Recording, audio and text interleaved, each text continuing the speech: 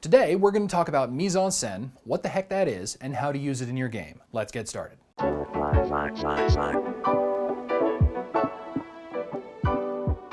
How's it going, everybody? My name's Joe. Welcome to Tabletop Theory, where we talk about educational theory, counseling theory, and role-playing games and how to put them all together and make you a better storyteller. We're going to talk about mise en scène, or parts of a scene. The phrase mise en scène is French, as you can probably figure out, and is spelled mise en scène. Sometimes people mispronounce it and call it mise en scene. Either way, it means the same thing. Whether you're French, English, or somewhere else, it comes down to the idea of understanding what the parts of a scene are and how they fit together. Originally, it was utilized by critics to talk about plays, operas, and ballets, and since those types of art forms have continued and now film is a thing, mise en scène is actually very easy to understand, and you can use it as a storyteller to help give your scenes in your games a lot more punch and continuity from scene to scene, village to village, world to world. I've talked about getting the most out of your setting before, but getting a better understanding of what mise en scène actually is, I believe, can give you not just a better handle on your setting, but it can give you a better handle on the scenes that happen inside of your setting. So let's talk about what it is.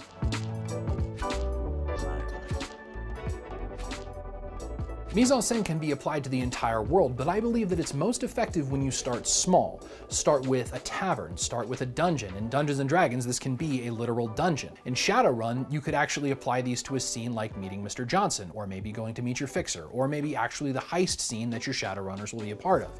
In Vampire the Masquerade, you can apply something like this to a scene where your players are going to be meeting the prince in Elysium, or maybe to investigate a murder in the sewers. All of those different environments have the opportunity to have scenes where you can take this information and actually apply it to create more of an atmosphere for your players to feel more comfortable. All of the things that go into creating a really effective scene or story from you, the storyteller, actually have a lot to do with getting the things that happen in the background right. If you can get those aspects of your storytelling to feel a lot more comfortable, or at least a lot more natural, then you're on your way to actually being able to produce something that utilizes all the different parts of a scene together to give your players a more natural experience. Mise en scène is really important for RPGs because it exists independently of the actors and any kind of dialogue. And yes, those things are important, but at the same time, you can look at certain movies like Event Horizon, or Bright, or, and I hate to speak ill of the dead, The Crow with the late Brandon Lee. You're not really going to be doing a lot of quotable lines from any of those movies, but at the same time, those movies are so iconic in their own unique ways because all of the production design was so well thought out. You can still get yourself back there in your imagination and your memory without having to remember anything that the actors even said. By taking the time to address the mise en scène, production designers are able to actually get everything together to try to tell a story without actually having to deliver any lines of dialogue. Another really good example of this, if you're looking for something a little more kid-friendly, go watch the first 10 minutes of Up. There's almost no talking, and you know exactly what's going on, and you're still able to appreciate the emotions of the scene. In RPGs, it oftentimes works the same way. The GM will go to this trouble of describing the town, the history, the weather. All of those different things have something to do with each other, but when you craft them all with the intention of trying to create a scene correctly or create a scene cohesively, you get more elements of mise en scène working together to create a more comfortable environment for your players. So here are the elements of mise en scène that I believe that you could use to actually craft scenes for your players more effectively.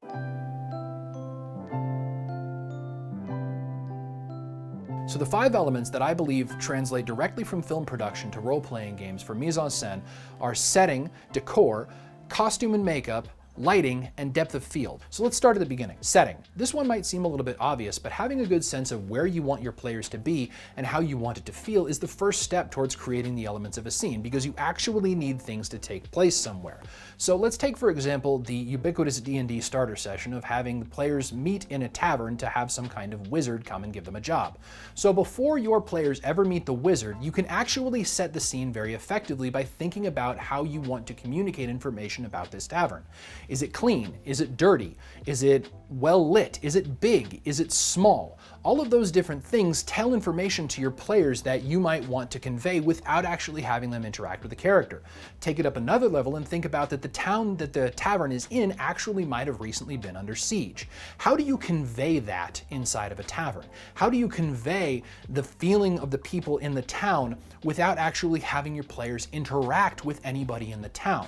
If they're in that tavern waiting for the wizard to show up to give them a job, how do you talk about the tavern in such a way where you can actually have your players know that something happened in the town and maybe even in the tavern without talking to anybody? There might be some broken tables in the corner. It could be that the food is off and very, very old. It might be that the players sitting on the stools start to feel like the stools are going to break from underneath them. Or it might even be that there's fire damage on the roof, or maybe even a hole in one of the walls. All of those different things convey information about the place that the scene is taking place in without actually talking to any other character. You can give this information just by talking about the setting and how everything within it is actually going to be having an influence and an impact with the rest of the NPCs and the players as they go through this scene. Understanding what the setting is like, devoid of any people in it, can help to give you, the storyteller, a better idea of how the players will interact with different NPCs when that inevitably occurs. Because if you think about that tavern and how everything might be changed inside of it because the town that it's in might have been under siege, what happens when the players inevitably meet an NPC who, instead of being just depressed and destroyed, is upbeat and chipper and happy? That's going to seem out of place. That's going to seem really weird in this war-torn tavern if they actually interact with somebody who seems like they're aloof and don't care. It raises red flags for your characters because they know that it's out of place without ever having talked to anybody else. Conveying a clear impression of all of the different things that your players might come to expect in sort of a war-torn tavern environment helps to give them sort of a baseline of expectations.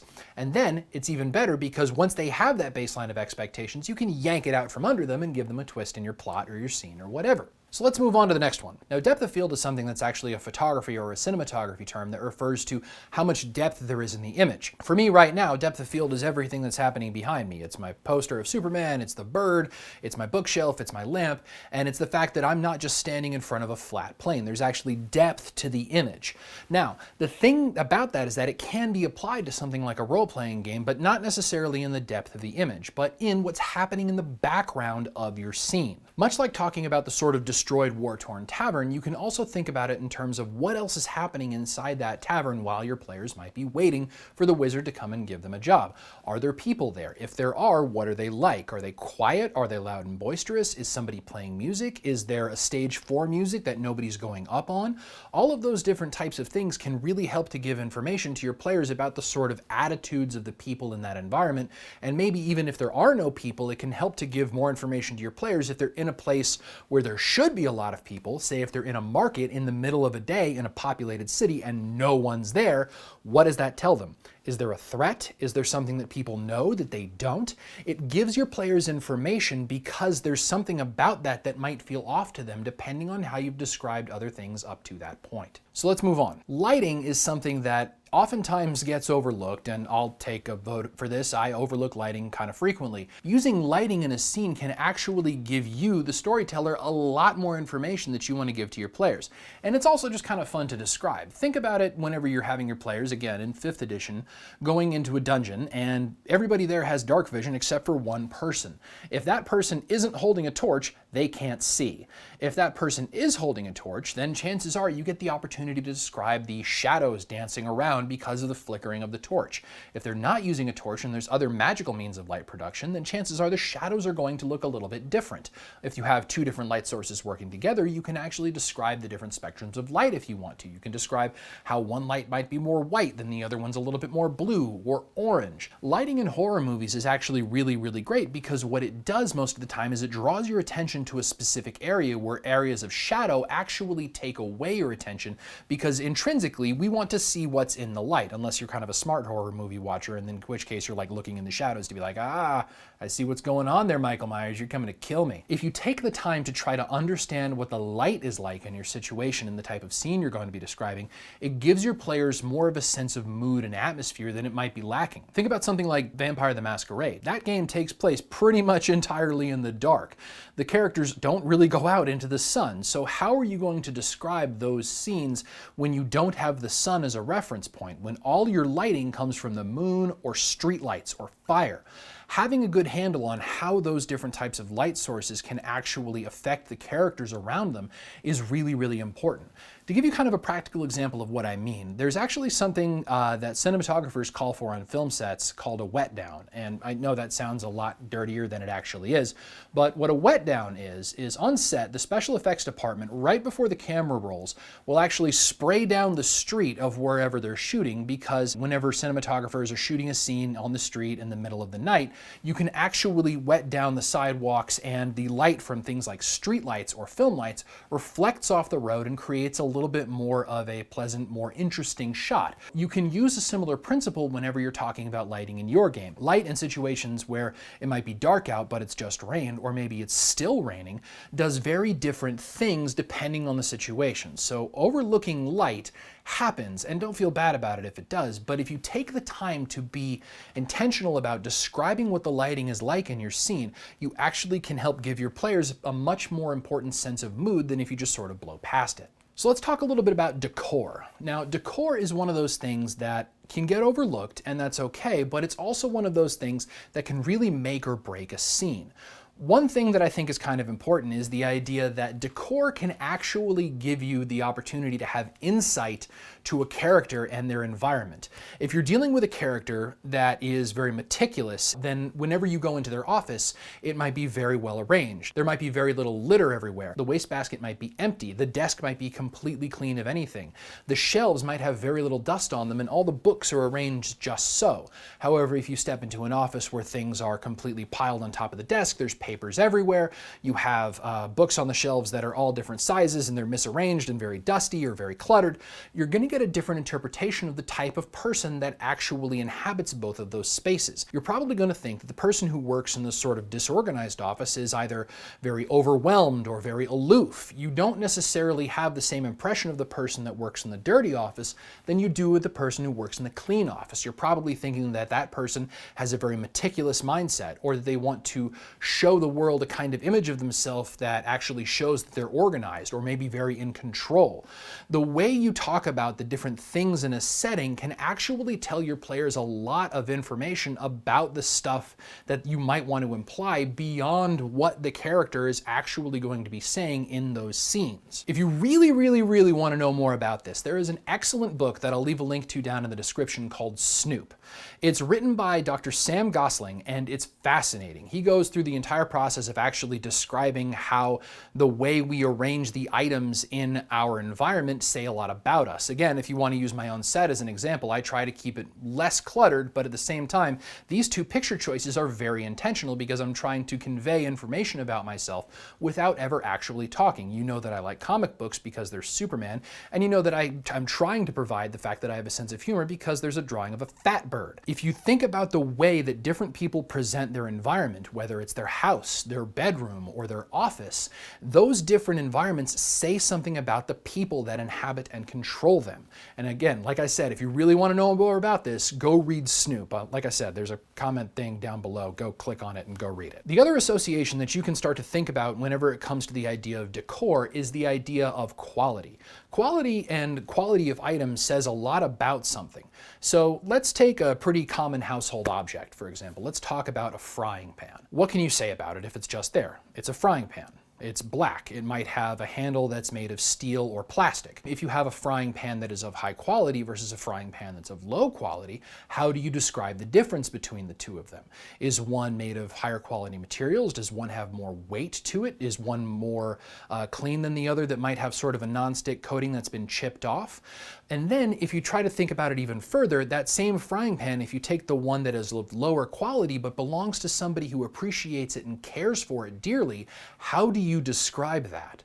How do you describe the item that actually is of low quality but of high value to the person who owns it? If you're trying to impart information about a particular object in your scene, you probably want to take a little bit of time to consider how you're going to describe the different items that you expect your players to interact with. And that also goes for trying to describe the types of environments that you know your players will have to interact with at some time. If you know that you're playing Shadowrun and your players will eventually have to break into somebody's office to steal a data chip, you're probably going to want to know how to describe that office to your players, especially if you're trying to convey information about the person who owns that office. Are they going to be somebody who's a force to be reckoned with, or are they going to be somebody completely forgettable? Taking the time to describe the items can actually have a large impact on your players' interpretation of what comes next. Last but not least, I want to talk about costuming and makeup and hair, because it might seem like something that you really don't need to give too much attention to, but at the same time, the idea of how a person presents themselves by what they wear or what they do with their own hair or makeup or any kind of clothing is actually a really important insight into how that person wants to present information about themselves. I'll use myself again as an example. I seem to be doing it a lot in this video. I wear button-up shirts in all of my videos. I try to make sure that my hair is set a certain way. I try to put a little bit of product in my beard to make sure that it doesn't look like it's going to fly off my face. All of those different things are intentional choices because I want to make sure that I'm presenting a version of myself that is in line with how I want people to treat the information that I give them. The same principle applies to the people that you're going to be describing as NPCs in the game that you're going to be running. If you want a character to try to look like they're being taken seriously, how do you describe that if that person works in the business world? You probably think about somebody who's wearing a very sharp suit. Maybe it's tailored. Maybe they have a good sense of color. Maybe you want to draw attention to a tie that they're wearing or a pocket square that they have. Take that principle and then apply it to something like a character that you would find in Dungeons and Dragons, or maybe Monster of the Week. If you have a player that's going to be having a conversation with somebody in law enforcement, in Dungeons and Dragons maybe it's a town guard, in Monster of the Week maybe it's part of the sheriff's department, how do those people dress to try to convey authority? Is there a uniform? Probably. But what kind of uniform are they wearing, and in what state do they wear it? Is it disheveled and kind of messed up like Hopper from Stranger Things? Or is it super crisp and intimidating like Robert Patrick when he was playing the T-1000? All of those types of descriptors about the clothing or their hair, the makeup, all of those types of things can really help your players understand the type of character they're dealing with, or maybe try to throw up some kind of subterfuge to give your players a false impression of the type of character they're dealing with. Bobby Newport in Parks and Recreation dresses like a sharp businessman, but he's a complete idiot. We don't really know that about him until he starts to talk, because he gives off the impression of somebody who's well-to-do and a potential politician, but again, when he starts speaking, we realize he's a little bit of a spoiled brat. That same type of pull the rug out from under your players can apply as long as you understand how you want to present those elements to your players before they actually have any kind of dialogue interaction with the NPC. Stephen King said that description begins with the writer's imagination but ends in the reader's. That's important because all of those different things that I just talked about as parts of mise en scène are very specific and very interesting, but at the same time, you don't necessarily control how your players interpret information. All of those different things that we just talked about, like hair and makeup and decor and lighting and setting, have a lot to do with how your players might think of the world that you're trying to describe to them, but it's not going to be a one-for-one recreation for them like it is in your mind. So remember that if you miss a couple of steps or you don't necessarily describe everything perfectly, it's okay. You're not going to be leaving things out because you're actually trying to make the effort to give your players more than just you walk into a tavern and find a wizard. Because the idea of what a tavern is going to be different for every single player. Nobody envisions a tavern the same way, just like nobody envisions anything I just talked about the same way. So please don't think that all of this conversation about mise en scène is a requirement to become a good storyteller, because it really isn't. All it is just some suggestions to help you come up with ways to think of your scenes a little bit differently and maybe try to impart information beyond just giving it away in dialogue. So when you're trying to think of all of those different things, it's okay if you miss a few, but at the same time, letting your players get on that page themselves is a lot more rewarding for your players, and it's probably going to be more rewarding for you because when they do, you'll know that they got there based on the clues that you left them that they followed. So that's all I've got today. Thank you so much for watching. If you feel like any of these suggestions would be helpful for you and how you want to tell stories, then I'd suggest giving them a try because there's a lot of really interesting things that come from the world of set design for plays and set design for films and just production design in general that I feel like are really applicable to telling better stories and putting information out there in more creative ways than just actually telling players information directly from one NPC directly to them. If there's anything that I missed or you feel like there's something that you want to talk about the idea of mise en scène, leave it in the comment section here, or you can follow me on Instagram or Twitter. If you enjoyed the video, consider subscribing. I don't usually ask that, but I'm doing it today, damn it. Thank you so much for watching, and I appreciate you being here.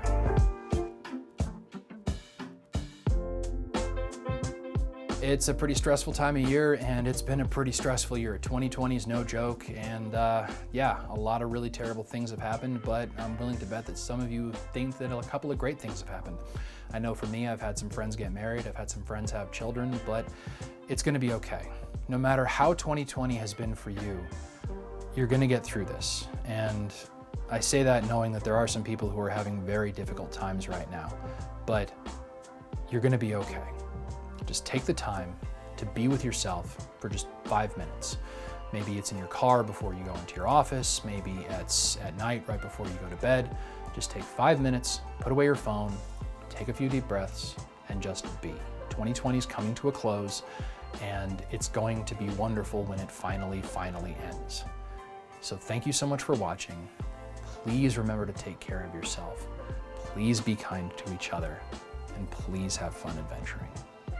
Thank you, thank you, thank you. This channel wouldn't be what it is without you watching, and I'm very grateful that you're here. Have a great new year.